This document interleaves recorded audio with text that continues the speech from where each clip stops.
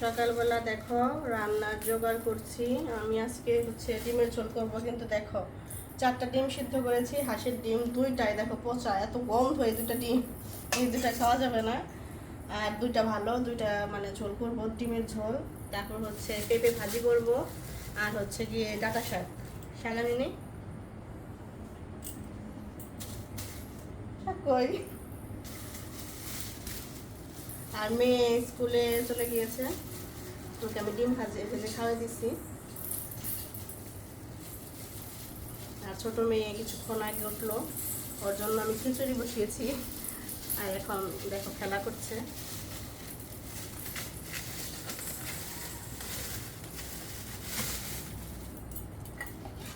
আগে শুধু ডিমের ঝোলটা নামাবো, কারণ এক ঝোল রান্না করতে বেশ খানিকটা সময় লাগবে।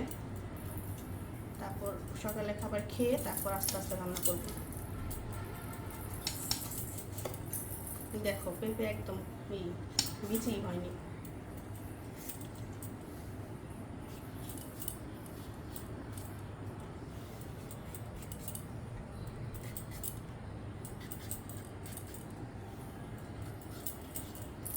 আজকে ভাবছি একটু হসপিটালে যাব, কারণ হচ্ছে আমার এক দাদা হসপিটালে অ্যাডমিট। ওরও একই মানে সেম সমস্যা, যে গল ব্লাডার স্টোন হয়েছে, ও কালকে সার্জারি করেছে।